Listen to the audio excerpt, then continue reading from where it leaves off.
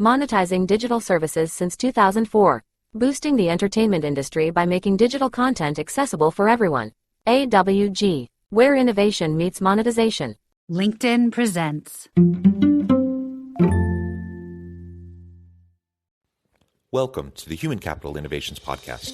We're your source for personal, professional, and organizational growth and development, where we share original research, explore industry trends, and interview executives and thought leaders from across the globe. We hope you join us often for practitioner-oriented content around all things related to leadership, HR, talent management, organizational development, and change management. Maximize your personal and organizational potential with Human Capital Innovations Podcast.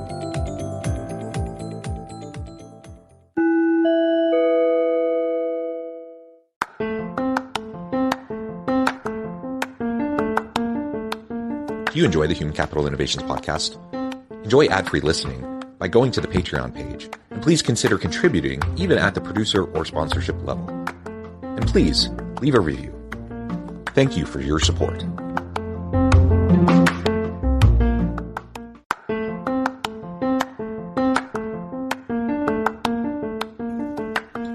Welcome to the Human Capital Innovations Podcast. In this HCI Podcast episode, I talk with Christine Valente about how talent demands change as businesses face talent shortages.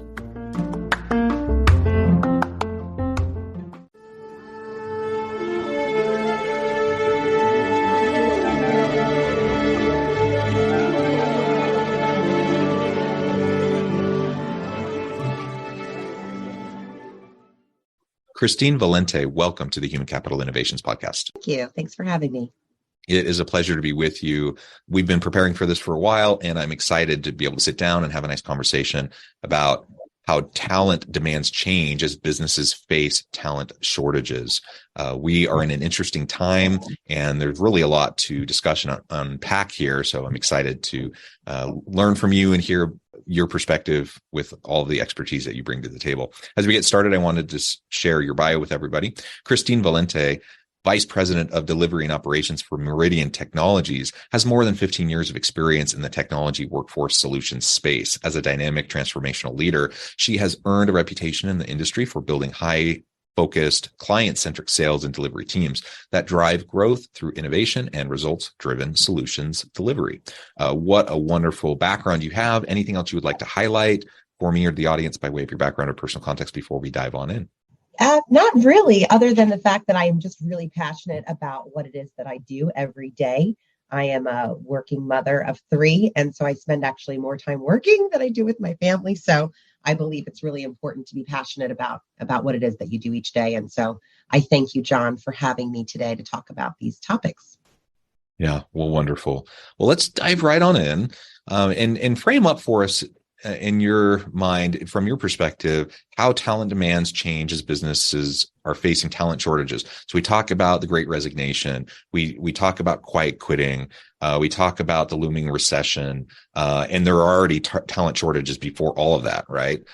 We faced it in certain industries and sectors for a long time. So all of that's already been present. We're layering on all these other things. What does that mean for the changing nature of talent and what organizations need? Yeah, so that's a great question. I think that, it is an interesting time. Things are absolutely changing. Our business is actually 99% technology. So in that segment specifically, again, I think it really is very specific to the area in which we're talking about. But technology, I think we're still very much in a position where there is talent shortages. Specific skill sets are still very difficult to find. So in that domain specifically, I think that there really hasn't been much change over the course of the last few years in there needs to be flexibility. We need to be very mindful of our target market per se when we're talking about talent. Again, very industry specific. If we talk about other areas, that may not be the case. And there might be a little bit of a shift there.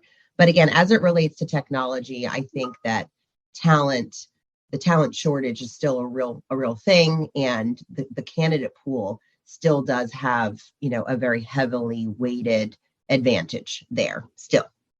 Oh, you're And muted. how does that, how does that fit with, all the tech layoffs going on right now? So hundreds of thousands of people, in some cases, 10+% of the workforce at certain tech companies have been laid off in recent months. Yet, you're talking about in the technology space that there's still shortages. How does that mesh with the current labor force realities and the skills shortages? Yeah. So I think that again, similar to domain specific, I think it's also skill set specific. So there are still areas in which clients are demanding and needing specific talent skill sets. So data analytics, cloud computing, security, are hot topics, AI, machine learning. I mean, there are areas in which they are making investments, but at the same time, they're maybe not hiring as much in testing, for example. So I do think that is very specific to labor category, to skill set. Again, depending on how you're aligned as a business to your customer, I think that you're feeling different effects.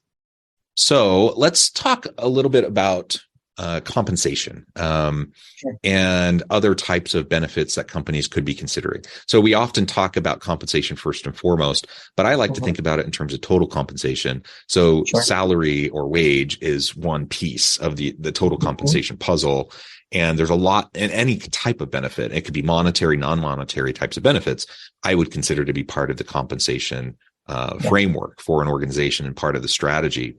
What are you seeing in terms of what companies are considering or should be considering to offer to attract and retain top talent, whether it's, again, the traditional compensation types of packages or other types of benefits?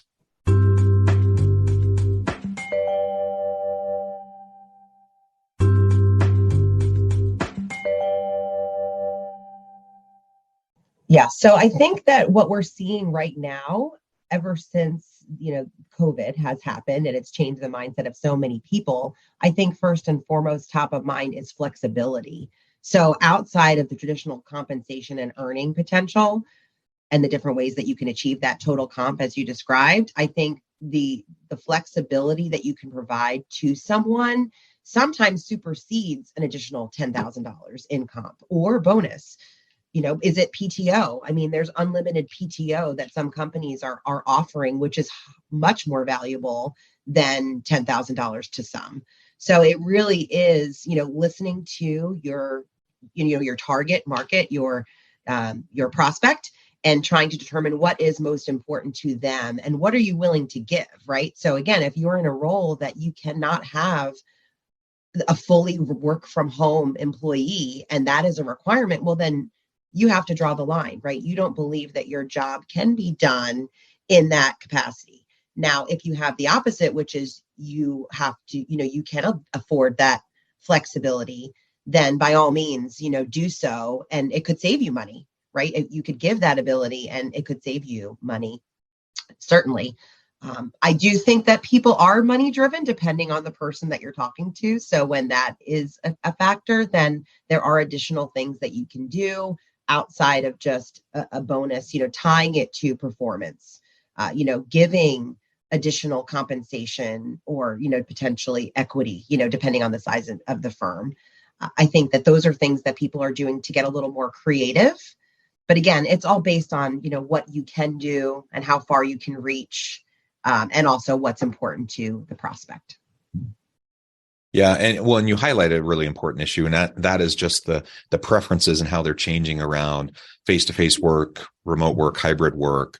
And many employers have been trying to get their people to come back to the office in person after several years of this pandemic environment where so many people were forced to go virtual.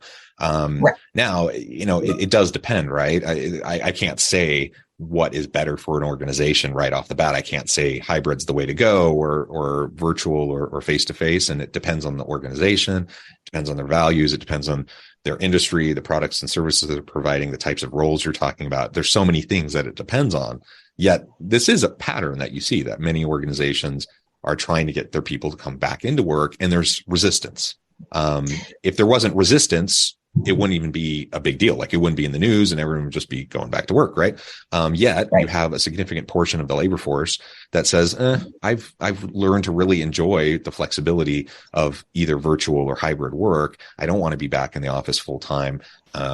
And they're not willing to do it. And so they're jumping ship and going to other opportunities or trying out, hanging their own shingle, trying out the gig economy or whatever. What are you seeing and how organizations are trying to address this to find that balance to what the needs are of the organization and what the demands are of the labor force? Yeah. So again, I think the other side of the pendulum is that there are monetizing digital services since 2004. Boosting the entertainment industry by making digital content accessible for everyone.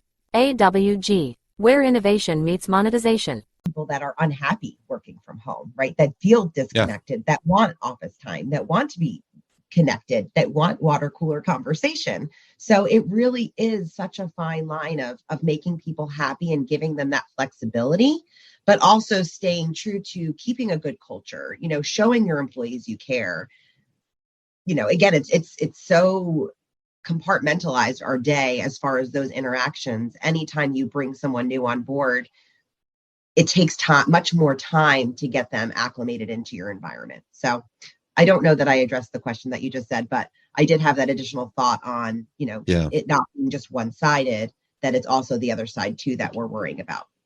Sure. And that's a really good point. Because sometimes we make the assumption that it's only one direction, that employees want to be virtual and employers want them to be in person. And that's not always the case. And in fact, sometimes it's the opposite. Sometimes organizations are saying, no, there's a lot of benefits to us keeping you virtual. We don't want you in the office. Right. And employees are saying, no, I really want to be there. And there's a whole spectrum in between, right? So that is important to note. And it highlights something you said a few minutes back. And that is that you just need to know your people to be able to understand where they're coming from and what they are needing and wanting, and what's going to drive their retention within your organization.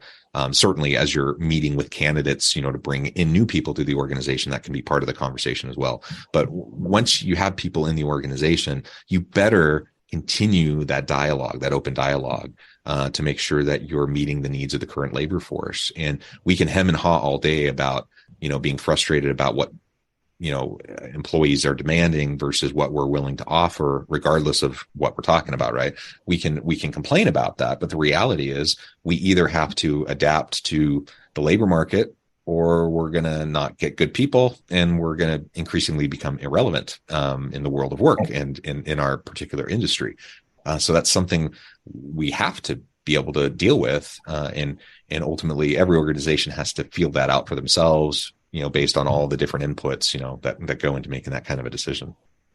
Absolutely. And again, I think understanding your people, building trust with your people through time, I think it gives you the flexibility to go either way and to accommodate them.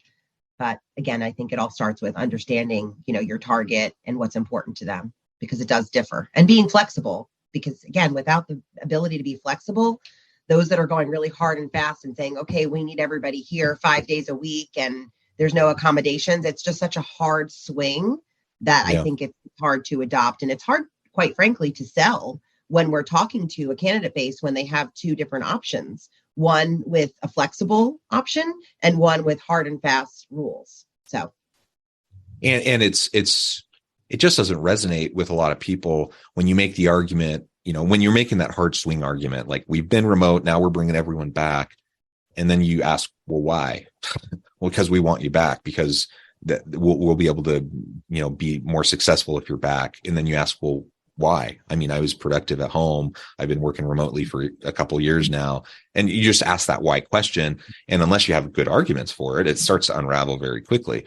And like you said, it comes back to flexibility. And so regardless of where your organization decides to be on the spectrum, if you can build in some flexibility and accommodations for people who are in different situations, that will make a big difference. Even if you're kind of a face-to-face office first organization, people, need to have some level of accommodation for the different types of scenarios they might find themselves in different stages of their life. And if you can be that organization that sees them and recognizes, the holistic person and the demands on their life, show that you value that, and you acknowledge that, that'll make a difference for people. And, ultimately people will decide whether or not they want to be in a virtual first organization or a face-to-face first organization or whatever. But most people aren't extreme in either way. They're kind of happy, ebbing and flowing, as long as there's a good reason for it. And as long as they have flexibility when it's needed, so they can carry out the other aspects of their lives. Yep, I agree wholeheartedly.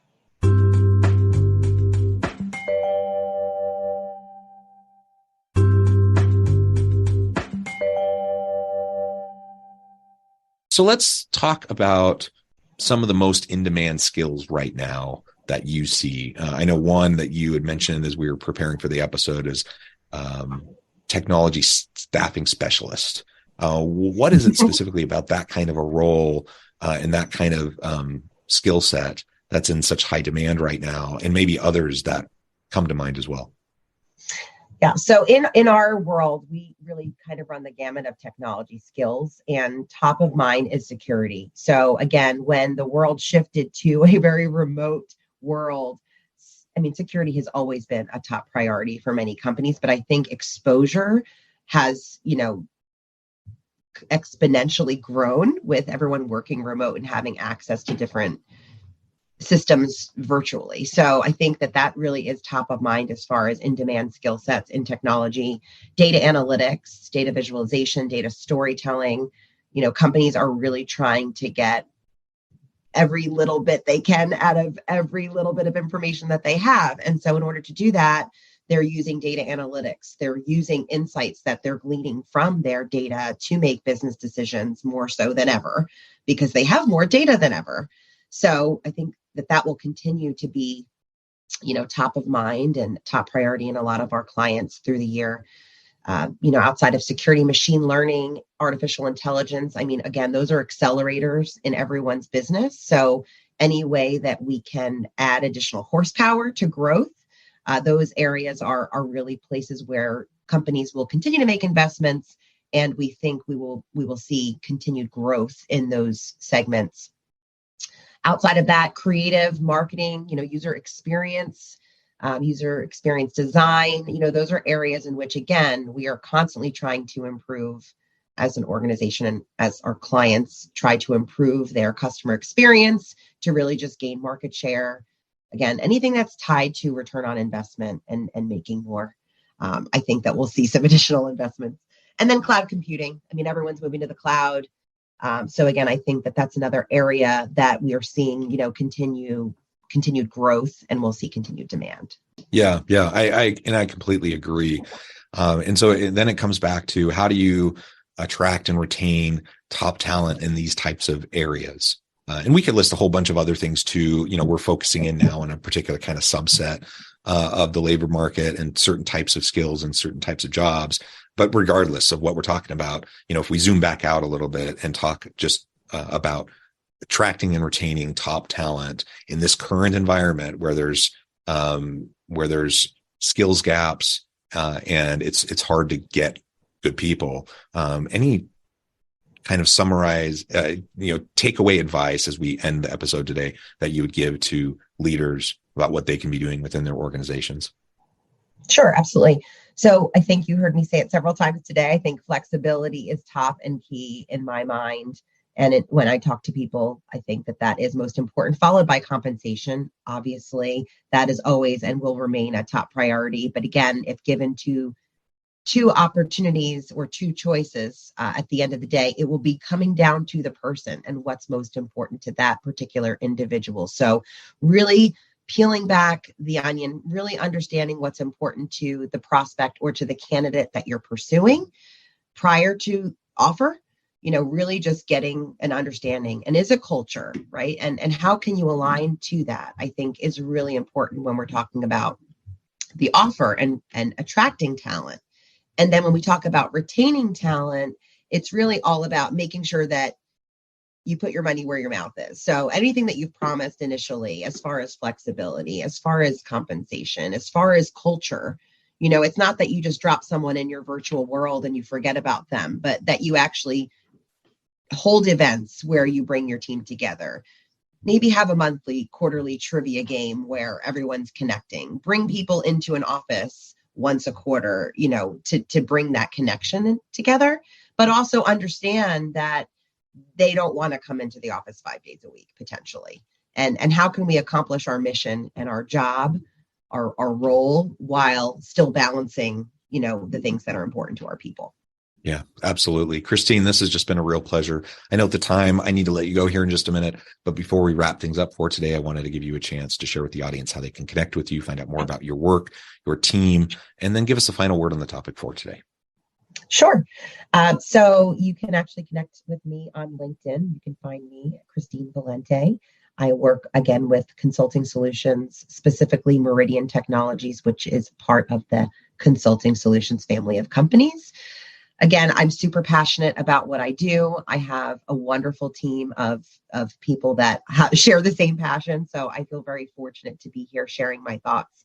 But again, I think as we move forward into this year and consider the things that are hot skills or hot topics, really consider opening up, casting a wider net, being a little more flexible, considering what's important to the people that you're prospecting and that you're trying to attract from a talent standpoint. And again, really focus on what's important to your current existing teams.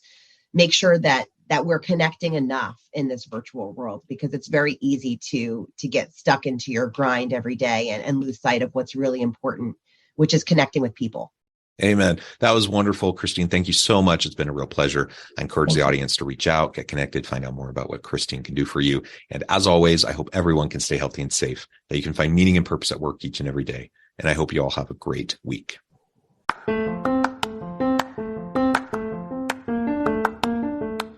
If you enjoy the Human Capital Innovations podcast, enjoy ad-free listening by going to the Patreon page. And please consider contributing even at the producer or sponsorship level. And please leave a review. Thank you for your support.